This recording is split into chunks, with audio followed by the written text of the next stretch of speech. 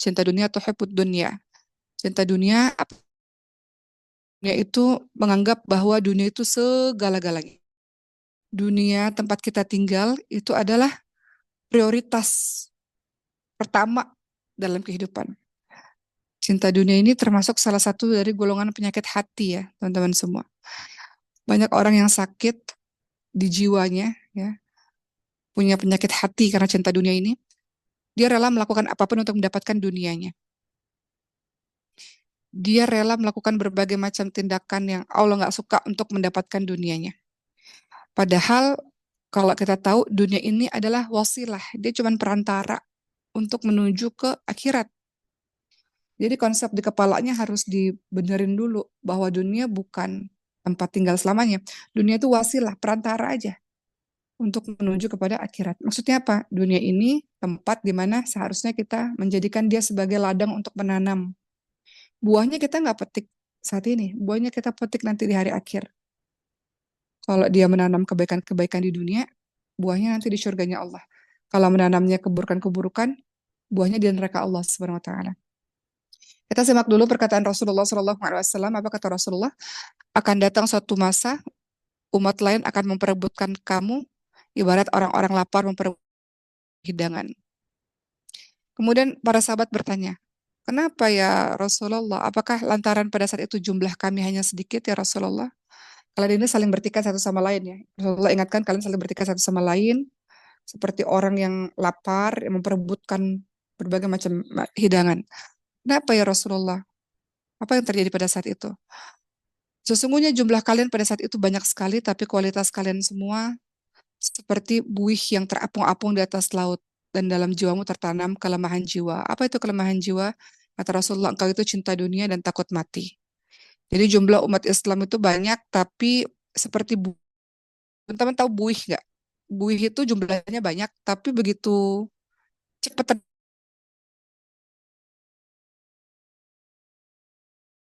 tercerai-berai. Sama kayak keadaan manusia, kata Rasulullah, jumlah, iya, sebentar, mah nggak tahu apa yang terjadi. Sebentar ya. Kenapa ini ada yang coret-coret sebentar? Bentar, bentar. Bentar ya, teman-teman ya. Oke. Uma nggak tahu ada di layar, ada yang nyoret-coret layar apa nggak tahu. Oke, Uma ingin menyampaikan bahwa apa kata Rasulullah SAW, jumlah umat Islam ini sangat banyak, tapi dia seperti buih di dalam lautan. Buih di dalam lautan itu adalah tercerai-berai, cepat terpecah belah, cepat hancur. Nah, kemudian sahabat tanya, apa yang dimaksud dengan orang-orang yang seperti ini? Orang-orang yang senantiasa cinta dunia dan dia takut mati. Jadi singkatnya, Umi mau menyampaikan pada hari ini, ada tanda-tanda orang yang cinta dunia. Orang-orang yang cinta dunia itu apa sih? Menjadikan dunia itu sebagai prioritas. Menjadikan dunia itu sebagai segalanya. Siapa dia? Gila harta. Melakukan berbagai macam apapun, gimana pun caranya untuk bisa jadi orang sekaya-kayanya. Mau korupsi kayak, mau nyuri kayak, mau harus zalim sama orang kayak, apapun. Apapun di kepalanya cuman dapetin duit, duit, duit, duit, duit, duit, duit untuk memperkaya dirinya sendiri. Beda kalau orang cari duit, kemudian duit itu dijadikan wasilah untuk beribadah kepada Allah, itu beda. Tapi orang yang gila harta ini nggak cukup dia. Selalu di pikirannya adalah uang, uang, uang, uang. Gimana caranya dapat uang? Gimana? Nggak mikirin yang halal, yang haram. Pokoknya harus kaya gitu. Kedua, siapa orang yang cinta dunia ini? Gila jabatan. Dengan cara apa? Menjilat. Dengan cara apa? Bermuka dua. Dengan cara apa? Nyogok. Kemudian setelah sudah menjabat sesuatu, bolim, nah, gila jabatan. Melakukan berbagai macam daya upaya, apapun, pokoknya harus dapat jabatan. Karena dengan jabatan saya terhormat di mata manusia. Dengan jabatan saya punya kedudukan yang tinggi, saya bisa melakukan apapun. Gila jabatan. Cinta dunia dengan gila jabatan, melakukan berbagai macam cara supaya dapat jabatan tersebut. Apalagi gila kehormatan. Orang harus hormat sama saya, harus segan sama saya, harus tunduk sama saya. Kalau nggak panggil saya dengan gelar saya yang berderet, saya marah. Kalau nggak panggil saya dengan gelar haji, saya marah. Atau saya harus, ketika saya datang, harus semuanya cium tangan saya. Terus duduknya lebih tinggi dibanding dengan yang lain-lainnya. Gila kehormatan. Kalau nggak dikasih penghormatan sedikit, marah. Mau cerita sedikit tentang contoh-contoh ini ya teman-teman semua. Seperti misalnya kayak gila kehormatan. Di Mesir ini yang doktor itu banyak banget teman-teman semua. Karena mereka suka belajar dan tingkatan apa jumlah dokter-dokter ini berhamburan sangat banyak. Makanya mau pengen Indonesia juga kayak gitu sebetulnya. Mau pengen kita ini adalah orang-orang yang suka belajar sehingga dokter itu banyak di mana-mana harusnya gitu ya. Atau orang berilmu itu banyak di mana-mana. Dan saking banyak orang berilmu, biasanya dalam satu forum, itu kan orang berilmunya banyak, tapi kan yang jadi pembicara biasanya hanya dua tiga orang. Nah, Uma perhatikan kemarin waktu sudahnya Mas Hufaz, itu para masyayikh. Syekh itu kan banyak ya, yang syekh yang besar-besar. Tapi yang dikasih kesempatan bicara ada beberapa syekh yang usianya masih muda. Uma pernah cerita di beberapa kesempatan. Kemudian syekh yang masih muda ini berceramah, namun syekh yang senior ini mendengarkan loh teman-teman semua. Kan ada beberapa orang yang harusnya saya dong yang ceramah, harusnya saya dong yang ngomong, saya yang lebih banyak ilmunya, saya yang lebih besar usianya, dan dia nggak mau ngedengerin gitu. Tapi Masya Allah yang melihat bagaimana para masya ini sangat tawadu, bahwa siapapun yang memang kapasitas dalam bidangnya, ya silakan bicara gitu. Dan mereka mau mendengarkan itu. Begitu tawadu Masya Allah, begitu rendah hati Masya Allah, eh, mempersilakan yang junior-juniornya untuk atau syekh mudanya ini untuk berbicara di depan para syekh senior ini, Masya Allah. Umum melihat itu sebagai bentuk ketawaduan ya, rendah hati ya, bahwa sejatinya nggak ada orang yang eh, di satu sisi dia kadang-kadang menjadi guru, di satu sisi kadang-kadang dia menjadi seorang pelajar juga gitu, mendengarkan ilmu dari orang lain. Nggak gila kehormatan, nggak di mana segala tempat dia harus jadi nomor satu. Kemudian siapa lagi orang-orang yang cinta dunia? Gila ketenaran, gila popularitas. Apapun dilakukan untuk mendapatkan gimana caranya supaya saya populer gitu. Supaya saya bisa terus-menerus dikenal oleh orang, dicintai oleh orang. Jadi dia melakukan apapun caranya. Ya, entah bagaimanapun lah caranya gitu ya. Kemudian apa lagi? Gila dengan apa? Gila atau obsesi dengan kemewahan dalam segi pakaian, minuman, makanan, segala macam kemewahan. Itu juga adalah orang-orang yang disebut sebagai orang-orang yang cinta dunia. Siapa lagi orang-orang yang cinta dunia? Orang-orang yang sibuk hari-harinya mengejar dunia. Capek loh teman-teman semua. Ngejar dunia terus, nggak dapat-dapat. Karena dunia semakin dikejar, semakin jauh, capek. Karena kalau udah mencapai satu titik, kita nggak akan puas. Akan mencapai titik berikutnya, titik berikutnya. Waktunya sibuk untuk ngejar dunia, 24 jamnya. Padahal ada waktu untuk dia ibadah, untuk dia bersama dengan Quran. Tapi dia nggak gunakan itu dengan baik. Ya. Kemudian siapa lagi orang-orang yang cinta dunia? Dia mengejar dunia lewat amalan-amalan akhirat. Siapa itu? Orang yang cinta dunia lewat amalan-amalan akhirat. Terlihat salih ya dengan amalan-amalan akhiratnya, padahal jauh dari itu. Tampilannya solih, ya Masya Allah, Alhamdulillah tampilannya solih, Masya Allah. Mudah-mudahan itu menjadi satu langkah awal untuk menjadi orang yang solih betulan gitu. Tapi sebenarnya apa yang dia lakukan bukan supaya orang-orang menganggap dia soleh, supaya orang menganggap dia baik, supaya orang-orang dia mengejar dunia lewat amalan-amalan akhirat. Orang-orang lihat dia sebagai orang alim, orang soleh luar biasa, tapi sebenarnya dia mau mendapatkan dunia lewat situ, gitu. Lewat situ dia mengejar dunia, gitu ya. Jadi itu beberapa contoh saja. Jadi eh, apapun yang dikejar, ya, sebenarnya statusnya di dunia saja. Apa yang dia cari sesungguhnya, teman-teman semua? Orang-orang ini apa sesungguhnya yang maka kita lihat ada beberapa tanda-tanda selain tadi, itu tanda-tanda secara umum, tentang tanda-tanda secara khusus ya. Orang-orang yang cinta dunia, yang menjadikan dunia sebagai prioritasnya. Pertama, kalau tadi tanda-tanda orang-orangnya, ini tanda-tanda sifat-sifatnya. Pertama, siapa sih orang-orang sifat-sifat seperti apa sih? Mereka menganggap dunia sebagai tujuan utama, bukan menganggap sebagai sarana untuk mendapatkan kebahagiaan di akhirat. Jadi orang-orang yang cinta dunia itu, selain tadi orang-orang yang gila harta, gila jabatan, gila hormat, gila ketenaran, gila kemewahan, dan sebagainya. Pertama itu secara sifat dia dan secara konsep pemikiran, dia menganggap dunia sebagai tujuan utama bukan sebagai sarana. Dia tidak menjadikan dunia sebagai wasilah. Orang yang menjadikan dunia sebagai wasilah atau perantara, dia kerja untuk dapat duit iya, tapi dengan duit itu maka dia em, jadikan duit itu untuk belajar misalnya. Atau dia jadikan duit itu sebagai dia beli rumah misalnya, rumahnya yang tenang untuk tujuannya rumah itu biar dia bisa tenang dalam beribadah. Boleh punya rumah bagus silakan boleh, tapi jadikan rumah itu misalnya jadi sebagai tempat ibadah. Atau dia kerja untuk cari duit misalnya. Untuk duitnya dijadikan sebagai membantu ekonomi keluarganya supaya keluarganya nggak jadi minta-minta gitu. Jadi itu orang-orang yang jadikan dunia sebagai wasilah untuk mencapai akhirat gitu ya. Kemudian apalagi yang kedua, tanda-tanda sifat dari orang-orang yang eh, mencintai dunia. Tadi mau katakan menghalalkan berbagai macam cara untuk mendapatkan tujuannya itu. Apapun. Seorang muslim dianjurkan kaya raya memang karena tangan di atas lebih baik daripada tangan di bawah. Dengan uang yang banyak kita bisa bangun masjid, bangun pesantren, bantu orang dan sebagainya. Iya. Tapi tapi hati-hati ya. Ada orang yang menghalalkan berbagai macam cara untuk mengumpulkan harta bendanya dengan cara-cara Lanjut. yang nggak baik. Atau ada banyak orang dengan cara-cara yang curang untuk bisa Silakan. mendapatkan ketenaran. Tolong di mute dulu yang lain. Uma mau kasih contoh teman-teman semua. Uma ingat beberapa belas tahun yang lalu, dulu banget ya, sebelum Uma main film Ketika Cinta Bertasbih, itu Uma sebagai casting dan audisi.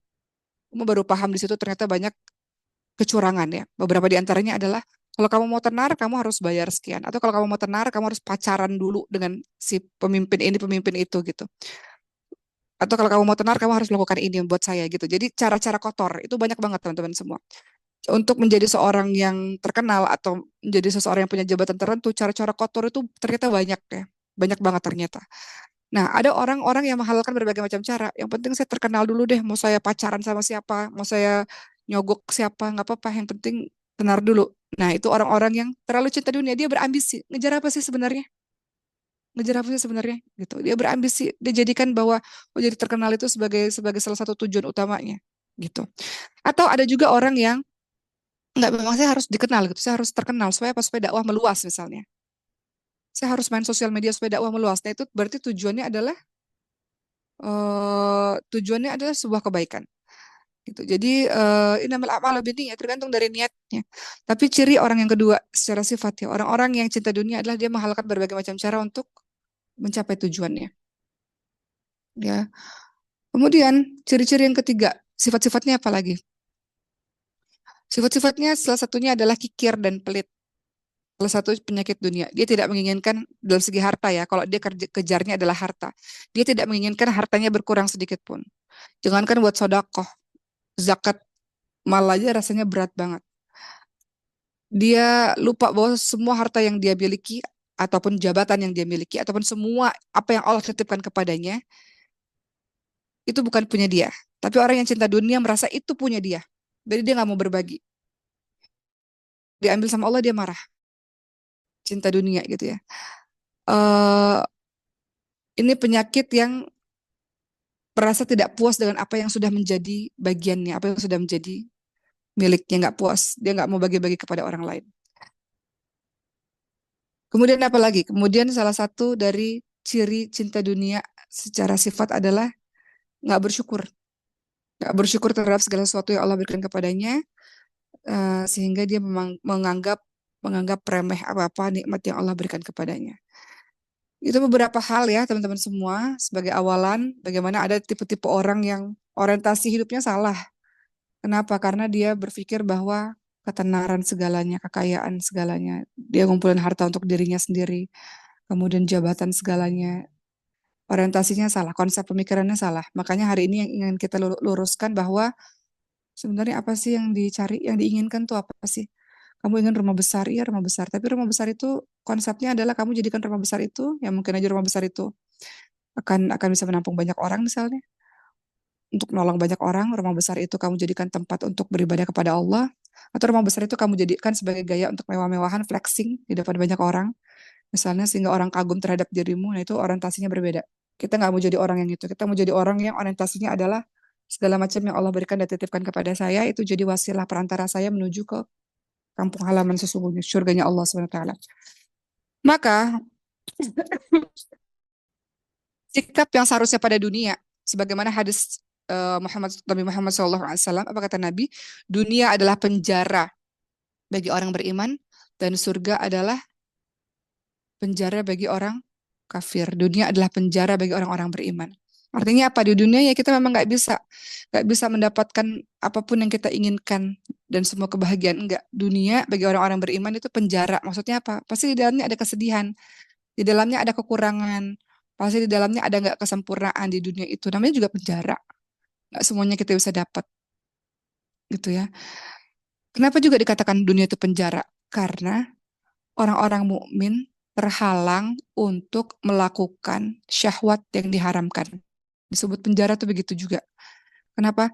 Karena untuk melakukan di apa yang itu yang Allah haramkan itu terlarang, makanya di penjara.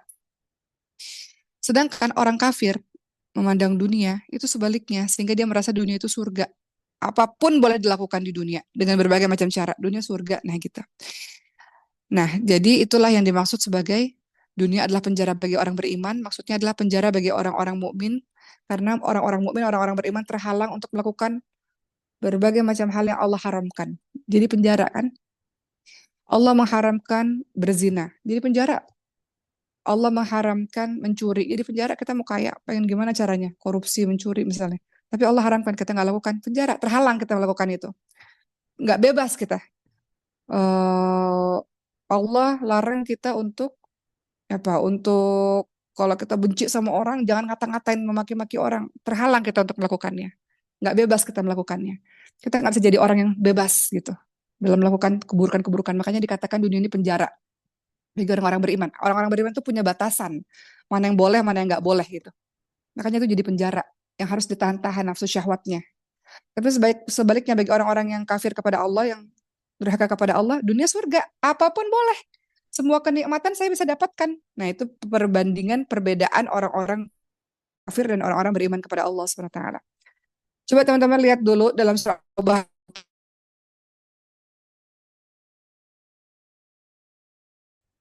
8 hal yang dicintai manusia itu apa aja sih? Katakanlah dalam surah Taubah 24, jika bapak-bapak, anak-anak, saudara-saudara, istri-istri atau pasangan, keluargamu, harta kekayaan yang kamu usahakan, perniagaan yang kamu khawatir kerugiannya, dan tempat tinggal yang kamu sukai adalah lebih kamu cintai daripada Allah dan Rasul-Nya, maka tunggulah sampai Allah mendatangkan keputusannya. Maka ayat ini, Taubah 24, itu menerangkan tentang orang-orang yang mencintai dunia. Apa yang dia cintai? Keluarganya, hartanya, bisnisnya, rumah tempat dia tinggal, dan sebagainya. Itu yang biasanya dicintai oleh manusia-manusia. Boleh nggak cinta? Boleh. Tapi kalau cintanya membuat dia akhirnya menyepelekan Allah dan Rasulnya, maka kata Allah, tunggulah sampai Allah mendatangkan keputusan Allah Subhanahu wa taala. Allah datangkan balasannya nanti. Ada orang yang coba belajar dari kisah Nabi Ibrahim alaihissalam. Makanya Nabi Ibrahim alaihissalam itu digelari Khalilullah, ya kekasih Allah. Karena udah terbukti bahwa beliau mencintai Allah lebih dari segalanya. Coba lihat kisahnya Nabi Ibrahim. Nabi Ibrahim itu sudah tua, renta, baru dapat anak, ya kan? Setelah anaknya Ismail alaihissalam lahir, dalam usia bayi, kata Allah pisah-pisah. Nabi Ismail alaihissalam ditaruh di Mekah. Nabi Ibrahim harus di Palestina lagi. Padahal ini anak sudah puluhan tahun ditunggu. Tapi ketika lahir anak itu sama Allah dipisahkan. Diikutin juga oleh Nabi Ibrahim. Ya, pokoknya apa yang Allah katakan, Nabi Ibrahim ikutin. Sudah anaknya semakin besar, boleh ketemu sama Allah, kata Allah, sembelih tuh anak. Nabi Ibrahim alaihissalam lakukan gak? Lakukan. Karena itu perintah dari Allah SWT. Beliau cinta pada anaknya, sangat cinta. Bayangin, anaknya ditunggu puluhan tahun, ini anak emas nih. Anak yang susah didapat. Puluhan tahun nunggu anak itu ada, anak itu akhirnya lahir, dan ketika anak itu lahir, disuruh pisah sama Allah. Ketika sudah bisa ketemu, disuruh sembelih. Apa yang dilakukan oleh Nabi Ibrahim alaihissalam ketika Allah suruh sembelih dalam surah As-Saffat? Teman-teman lihat surah As-Saffat ayat 100 sampai 111. Kisah Nabi Ibrahim alaihissalam dengan Nabi Ismail alaihissalam. Nabi Ibrahim mau menyembelih anaknya karena perintah dari Allah, sampai Allah ganti dengan sembelihan yang lain. Maka ini tanda bahwa Nabi Ibrahim telah membuktikan beliau cinta pada anaknya. Iya, nggak ada orang tua nggak cinta pada anak, tapi ternyata Allah lebih utama dibandingkan dengan cintanya kepada ciptaan Allah itu. Begitu. Tapi orang-orang yang cinta dunia, cinta pada makhluknya lebih utama daripada segala-galanya. Atau kisah lain, ada orang yang sangat cinta pada suaminya. Dia lupa suami itu titipan. cinta pada suaminya, apapun semuanya untuk suaminya, sampai nggak ada ruang buat Allah di hatinya. Sekalinya suaminya mengkhianati misalnya, atau sekalinya suaminya menyakiti, itu pasti rasa sakitnya luar biasa. Karena orang yang kita cintai adalah orang yang paling berpotensi menyakiti kita.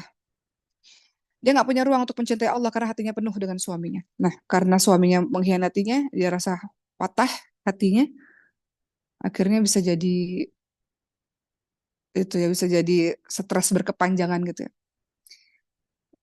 Karena menjadikan suaminya satu-satunya dalam hatinya.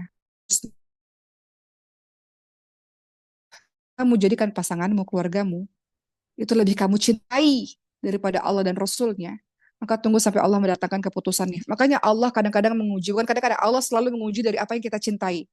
Kamu sangat mencintai pasanganmu, Allah uji dari pasanganmu. Kamu mencintai anakmu dengan luar biasa sampai nggak ada ruang untuk Allah di hatimu, Allah uji dari anakmu. Kamu mencintaimu jabatan, kamu mencintai jabatan luar biasa sampai nggak ada ruang untuk bersama dengan Allah, Allah uji dari apa yang kamu cintai. Jadi hati-hati teman-teman semua. Uma nasihat buat diri Uma sendiri. Hati-hati. Kita mencintai sesuatu berlebihan sampai nggak ada ruang buat Allah dan Rasulnya di sini, maka Allah uji dari situ. Dan kamu akan sangat sedih lewat apa yang sangat kamu cintai itu. Itulah yang dimaksud dengan surat Taubah 24 tadi. Hati-hati kalau bapak-bapak, orang tuamu, anak-anak, saudara, keluargamu, harta yang kamu usahakan, perniagaan kamu, bisnis-bisnis kamu, tempat tinggal kamu, dan sebagainya, kamu lebih cinta itu semua dibanding Allah. Tunggu, kata Allah. Tunggu sampai Allah akan mendatangkan keputusannya. Gitu. Jadi sisakan di sini ruang, ada ruang. Kita cinta dunia nggak apa-apa, tapi bukan dunia semuanya, teman-teman semua. Kita harus cinta dunia, iya, karena kita harus kerja, kita harus belajar, kita harus lain-lain, iya. Tapi ada ruang besar bagaimana kita mencintai Allah dan Rasulnya dan mempersiapkan diri menuju kepada akhirat. Jadi tadi apa? Jadi tadi kita sudah bahas ya, tanda orang yang cinta dunia itu dia gila harta, gila jabatan, gila kehormatan, gila ketenaran, dan sebagainya. Maka hari ini selanjutnya Om mau bahas tentang bahaya orang-orang yang mencintai dunia. Berlebihan kayak gitu. Ngeri ya teman-teman semua ya. Kalau orientasinya dunia aja tuh ngeri. Ada Tuhan Allah kok nggak ada gitu. Kok bisa sebagai seorang muslim nggak ada ruang untuk bersama dengan kekasihnya? Teman-teman bayangkan kalau teman-teman jatuh cinta, teman-teman pasti rindu, kangen, pengen ketemu, pengen berduaan, pengen ngobrol.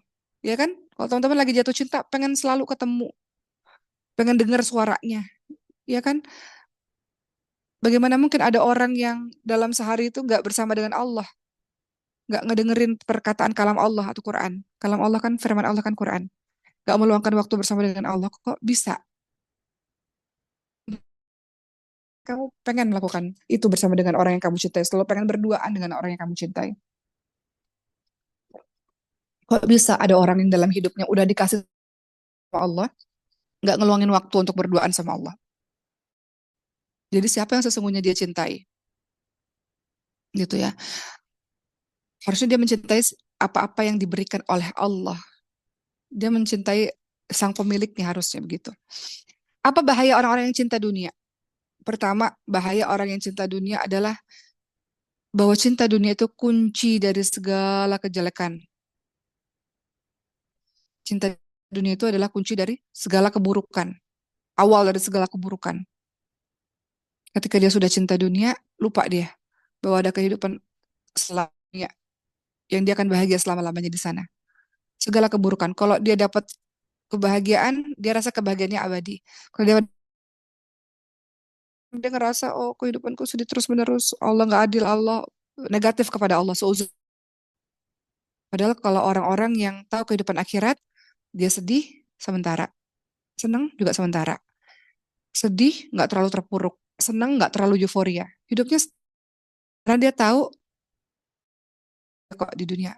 Habis bahagia, ntar lagi bisa sedih. Roda putar. Nggak ada yang abadi, tapi yang abadi itu di akhirat Allah Subhanahu wa taala. Jadi bahaya cinta dunia yang pertama adalah cinta dunia itu adalah sumber atau awal dari segala keburukan. Dia mengarahkan nanti perilakunya jadi melakukan yang buruk-buruk. Kedua, bahaya orang yang cinta dunia. Cinta dunia ini bisa saja dia akan mengorbankan agamanya. Dia ingin mendapatkan segala sesuatu, dia bisa mengorbankan agamanya. Dan lebih memilih kekafiran misalnya ya. Kalau orang cinta dunia, nggak peduli dengan larangan-larangan Allah, nggak bergetar hatinya ketika melakukan dosa-dosa, nggak peduli dia dengan mana larangan-larangan, diterobos saja semuanya. Contoh, orang-orang yang cinta dunia dalam hal dia mencintai sang kekasihnya. Dia bisa aja berzina berkali-kali bersama sang kekasihnya misalnya. Dia mengorbankan agamanya untuk cintanya kepada sang kekasihnya, cinta dunia kepada sang kekasihnya. Atau yang tadi mau katakan, mau jabatan, dia rela mengorbankan agamanya. Apapun kata Rasulullah, kata Allah, jangan nyogok, jangan nggak peduli, lakuin aja. Dia mengorbankan agamanya. Teman-teman lihat dalam hadis riwayat Muslim, apa kata Rasulullah? Bersegeralah melakukan sebuah amal soleh sebelum datangnya musibah, seperti potongan malam yang gelap, yaitu seseorang yang dalam waktu pagi dalam keadaan beriman, sorenya kafir. Paginya sholat, soleh, sorenya buat dosa. So, malamnya ibadah, paginya buat dosa. Ada pula yang sore hari dalam keadaan beriman dan di pagi hari dalam keadaan kafir. Dia menjual agamanya karena sedikit dari keuntungan. Dia menjual agamanya karena sedikit dari keuntungan dunia. Jual agamanya karena sedikit dari keuntungan Ya, dunia. Ya. Uma mau cerita yang di sini. Uma cerita sedikit berapa belas tahun yang lalu ya. Audisi dan casting untuk main film sebelum Ketika Cinta Bertasbih. Waktu itu sudah dalam keadaan berjilbab. Jadi Uma udah pakai jilbab jauh sebelum Uma main film dan sinetron dalam kehidupan nyata. Kemudian ketika Uma pakai jilbab, orang mengatakan, Oki, saya tahu ibu kamu di rumah sakit. Waktu itu ibu Uma dirawat di rumah sakit, kamu butuh biaya besar banget. Dan saya tahu kamu pengen banget jadi artis. Tapi syaratnya kamu harus main film, tapi jilbabnya dibuka. Nggak ada cara lain. Dengan begitu kamu bisa dapat duit untuk biaya rumah sakit ibu kamu, dan kamu bisa menggapai mimpi kamu untuk jadi seorang artis. Pada saat itu Uma tolak. Padahal Uma butuh duit itu karena Uma harus masukkan ibu Uma ke ruang isolasi sebenarnya. Harus butuh biaya banyak untuk biaya berobat. Tapi Uma tolak pada saat itu. Uma nangis, Uma bilang sama Allah, ya Allah saya butuh duitnya ya Allah. Orang di TV itu bilang kamu bisa pakai jilbab setelah kamu selesai syuting. Pakai lagi kan bisa. Banyak orang kayak gitu kok, gitu ya. Akhirnya Uma memilih untuk menolak. Singkatnya, beberapa tahun kemudian Allah kasihlah balasannya berupa tiba-tiba Uma jadi peran utama dalam sebuah film sampai akhirnya film dan sinetron dengan tetap pakai jilbab. Dalam kehidupan sehari-hari itu banyak kayak gitu, di mana kita akan menggadaikan uh, prinsip kita untuk urusan-urusan dunia. Nah, di situ yang teman-teman diminta untuk kuat untuk mengatakan enggak kalau memang teman-teman yakin dengan prinsip teman-teman. Gitu. Itu cuma satu contoh ya dalam kehidupan nyata Uma yang teman-teman harus bisa begitu gitu. Kadang-kadang kita dalam keadaan sulit. Uma dalam keadaan sulit loh. Uma butuh duit pada saat itu karena ibu Uma sakit parah. Uma dalam keadaan sulit. Mereka bilang buka jilbab kok nggak ngapa-ngapain kok, cuman buka jilbab nggak melakukan tindakan-tindakan yang lain-lain gitu. Habis itu pakai lagi gitu. Nah, Uma memilih pada saat itu untuk tetap memakai jilbab dan kehilangan kesempatan untuk main film itu. Gitu teman-teman semua. Jadi perjalanan hidup kita akan disuruh milih nih sama Allah. Allah maunya kamu begini, ya, kamu harus pilih. Harus ada salah satu yang kamu korbankan. Maka disinilah Rasulullah SAW ingatkan ada orang yang pagi hari dia dalam keadaan yang beriman, sore hari dia dalam keadaan kafir. Tiba-tiba dia gadaikan agamanya. Habis itu dia beriman lagi, habis itu dia kafir lagi gitu. Nah, ini yang Rasulullah ingatkan, ia menjual agamanya karena sedikit dari keuntungan dunia. Dia menjual agamanya karena mau ngedapetin dunia. Ketiga, bahaya dari orang-orang yang cinta dunia apalagi dia lalai mengingat akhirat. Jadi dia kurang beramal soleh. Dia lalai mengingat akhirat, jadi dia kurang beramal soleh. Nggak ada bekal sama sekali. Lalai dari mengingat akhirat sehingga kurang dari beramal soleh. Makanya gimana caranya supaya kita jadi teringat akhirat? Banyak-banyak ziarah kubur. Tujuannya adalah supaya ngingetin kita nih akan masuk ke dalam liang lahat itu sama seperti orang-orang dalam kubur itu. Jadi ziarah kubur itu salah satu manfaatnya buat kita. Ingat takziah kita datang orang yang meninggal dunia untuk ingetin bahwa kita akan ngalamin itu juga. Datangin orang-orang sakit, menjenguk orang-orang sakit gitu. Itu untuk melembutkan hati kita juga supaya nggak lalai dalam mengingat akhirat.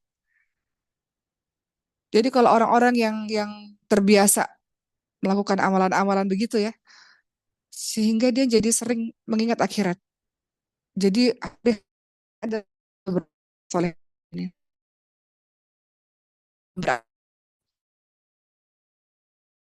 adalah nggak ingat akhirat sama sekali, sehingga kurang beramal soleh. gitu. Apa kata Rasulullah SAW?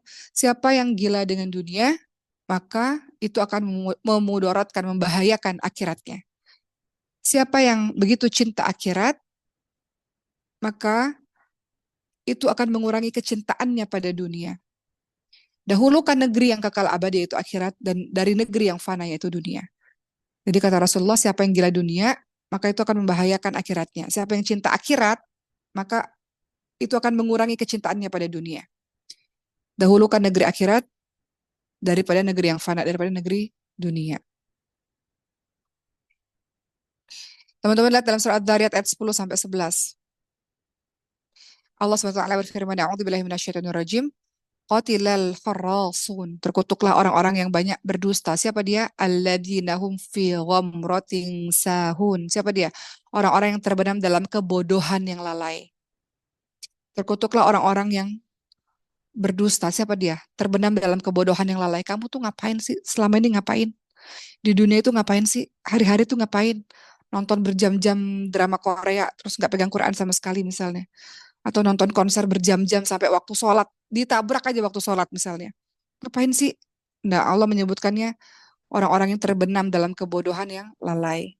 Mata mereka buta, jahil dalam perkara-perkara akhirat. Lalai dia. Ada sesuatu yang dia lalai untuk diperhatikan, urusan-urusan akhirat. Kemudian yang keempat, apa bahaya orang-orang yang cinta dunia? Orang-orang yang cinta dunia akan menjadikan dia kurang dalam mendapatkan kelezatan dalam berzikir kepada Allah. Kurang kurang merasa lezat ketika dia berzikir kepada Allah. Kurang merasa lezat. Orang-orang yang cinta dunia kurang mendapatkan kelezatan ketika mengingat Allah. Lagi baca Quran, nggak lezat. Lagi doa sama Allah, mengingat Allah tuh bukan zikir lisan aja ya teman-teman. Dalam segala hal juga adalah bagian dari zikir, mengingat Allah. Jadi orang-orang yang cinta dunia menjadikan dia nggak mendapatkan kelezatan ketika mengingat Allah. Nggak betah lama-lama ingat Allah, nggak betah lama-lama berzikir, nggak betah lama-lama baca Quran, nggak betah lama-lama sholat, nggak betah lama-lama bermunajat kepada Allah, nangis kepada Allah, nggak betah dia. Kenapa? Karena urusan makanya Allah kasih ujian bagi kita. Allah kasih kematian bagi dirimu kehilangan. Nangis engkau dibuat sama Allah terpuruk. Supaya apa? Supaya balik sama Allah. Giliran dikasih kaya, di giliran dikasih sehat, di giliran dikasih populer, itu lupa sama Allah. Makanya kata Allah, ayo balik lagi yuk. Allah buat engkau jadi rendah, serendah-rendahnya. Entah gimana caranya Allah buat kita ini jadi orang serendah-rendahnya. Supaya ingat sama Allah. Mau cerita lagi kisah contoh teman-teman semua. Eh, Bertahun-tahun Uma hidup dalam dunia film dan sebagainya. Itu dipuji-puji setengah mati. Uma main film ketika cinta bertasbih, dipuji-puji. Nggak dapat celaan, dipuji-puji. Bertahun-tahun menjalani profesi sebagai seorang public figure, itu semuanya dipuji-puji.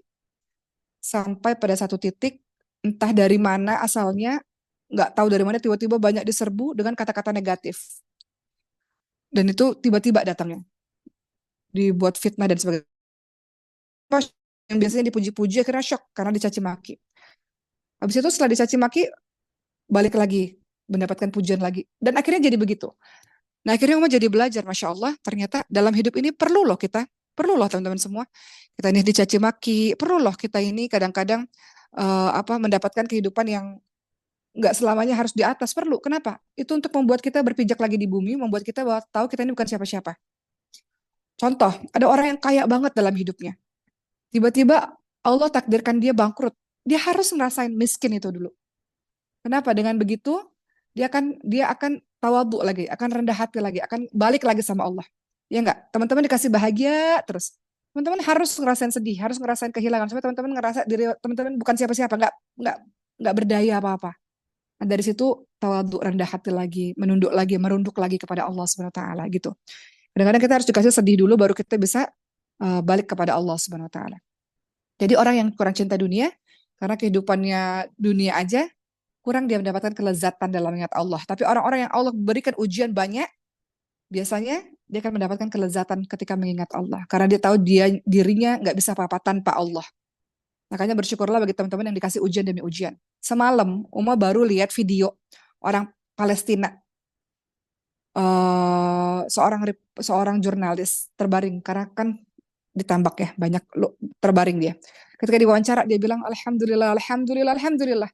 Aku berterima kasih pada Allah atas semua ujian-ujian kehidupan ini. Dan beliau tersenyum teman-teman semua. Dan aku berharap akan ada ujian-ujian lagi yang lainnya di dunia ini. Karena beliau tahu bahwa semua ujian yang di dunia ini itu jadi tiket gold, tiketnya untuk menuju ke surga Allah Subhanahu wa taala. Alhamdulillah, alhamdulillah aku bahagia sekali dengan apa yang aku dapatkan, kata beliau. Dunia ini nggak ada apa-apa baginya. Dunia ini nggak ada artinya baginya. Alhamdulillah, terima kasih ya Allah. Semua ujian yang kau berikan ini mempermudah jalannya nanti menuju kepada surganya Allah Subhanahu wa taala. Diwawancara dengan tersenyum dan katakan, pun kalau Allah merasa nggak cukup, mau ambil apapun dari diriku, ku serahkan kepada Allah Subhanahu wa taala. Segitunya teman-teman semua. Atau ada satu video ibu-ibu Palestina, ya Allah, kau ambil anakku, alhamdulillah ya Allah. Kau ambil negeriku, alhamdulillah. Ambil rumahku, alhamdulillah ya Allah, alhamdulillah. Bahkan kalau nggak cukup ya Allah, kau ambil diriku, alhamdulillah. Masih bisa muji-muji Allah lah teman-teman semua, Masya Allah. Karena kenapa? Menganggap dunia ini rendah. Menganggap dunia ini nggak ada artinya sama sekali. Menganggap dunia ini wasilah, perantara untuk menuju kepada Allah SWT. Terakhir, orang-orang yang cinta dunia itu punya ciri-ciri apa, punya bahaya apa? Orang yang gila dunia, cinta dunia, urusannya jadi sulit, berat. Apa kata Rasulullah SAW? Barang siapa yang niatnya adalah untuk menggapai akhirat, maka Allah memberikan kecukupan dalam hatinya. Dan dia akan menyatukan keinginannya yang tercerai-berai. Dunia pun dia peroleh dengan tunduk dan hina kepadanya. Barang siapa yang niatnya menggapai dunia, maka Allah jadikan dia tidak pernah merasa cukup. Dan Allah mencerai-beraikan keinginannya. Dunia pun tidak dia peroleh kecuali yang telah ditetapkan baginya. Contoh dalam kehidupan umat. Mohon maaf Uma ceritakan banyak contoh dalam kehidupan umat. Dulu waktu umur 16 tahun, Uma kejar jadi artis dengan berbagai macam cara. Nggak pakai jilbab waktu itu, belum pakai jilbab. Nggak dapat-dapat sebelum umur 16 tahun. Ketika umur 16 tahun Uma pakai jilbab dan Uma fokus kepada agama, tiba-tiba datang aja tuh ujuk-ujuk dengan sendirinya. Sesuatu yang Uma nggak terlalu kejar datang, tiba-tiba menjadi peran utama dalam film Ketika Cinta Bertasbih yang Allah nyari atau orang-orang di film tersebut nyari tokohnya memang harus pakai jilbab gitu. Dulu Uma kejar setengah mati. Gimana sih jadi artis? Gimana jadi artis? Nggak dapat-dapat. Allah nggak ngasih. Tapi giliran udah fokus kepada agama, tiba-tiba datang aja, ujuk-ujuk datang aja, tiba-tiba terkenal, tiba-tiba main film, tiba-tiba gitu. Zaman dulu tuh gitu. Begitu pula seperti teman-teman, segala macam daya upaya kita kejar urusan dunia, nggak dapat-dapat, susah. Semakin kita kejar, semakin nggak dapat-dapat. Tapi ketika kita menuju kepada Allah SWT, dengan tenang, tetap terus ikhtiar dan tetap terus berdoa, tiba-tiba datang tuh ujuk-ujuk. Gitu aja dengan mudah Allah berikan. Makanya kata Rasulullah apa? Barang siapa yang niatnya untuk menggapai akhirat, Allah berikan kecukupan. Dan dunia pun tunduk kepadanya. Dia peroleh dunia itu dengan mudah. Tapi barang siapa yang niatnya adalah untuk dunia, Allah jadikan dia nggak ngerasa cukup. Susah, nggak dapat dunia itu. Jadi orientasinya akhirat dulu. Nanti Allah datangkan itu dengan mudah insya Allah. Jadi tujuan hidup seorang muslim adalah akhirat. Akhirat atau surga itu adalah cita-citanya seorang muslim. Dan cita-cita seseorang itu untuk mendapatkan surga, mendapatkan akhirat, nggak akan sempurna kecuali zuhud pada dunia. Bagaimana zuhud pada dunia? Memandang dunia itu mudah hilang, mudah lenyap. Menganggap bahwa dunia itu sebentar. Ya, itu caranya supaya kita zuhud pada dunia. Memandang akhirat itu sesuatu yang kekal, pasti abadi.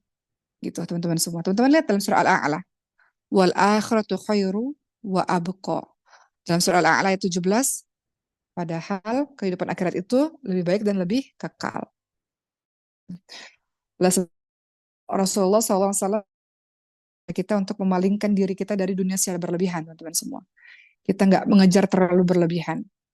Ya, orang-orang soleh itu mereka bersikap zuhud, menjadikan dunia sebagai penjara, artinya nggak bebas, melakukan apapun nggak bebas. Ada batasan-batasan, ada rules yang harus dipenuhi.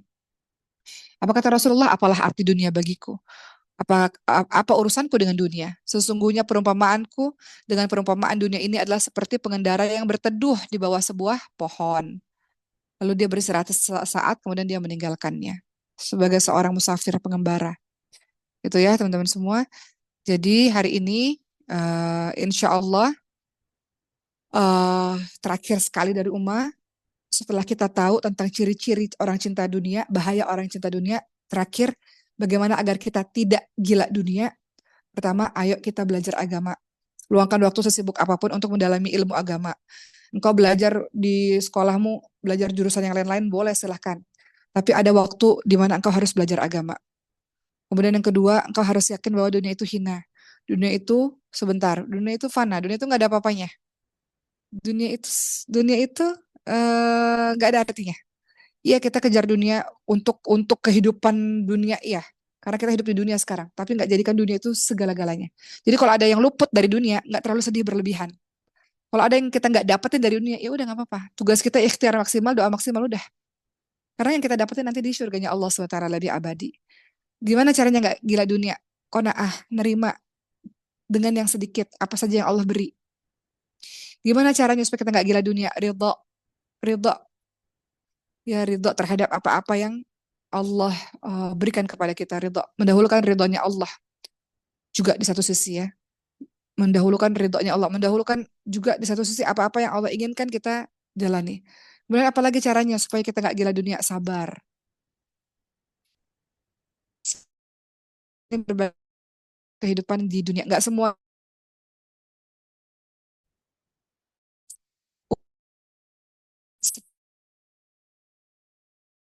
gambarin kehidupan kita ini seperti bunga. Bunga itu kalau kita nggak sabar kita langsung petik. Kalau kita petik layu dia. Tapi kalau kita tunggu nanti bunga itu kalau kita tunggu nanti dia mungkin ada buahnya dan sebagainya kita kan bisa mendapatkan kebahagiaan atau kenikmatan yang lebih banyak sama seperti dunia. Dunia itu jangan kita petik sekarang. Sabar, nunggu sabar, sabar. Nanti buahnya nanti lebih abadi nanti Allah.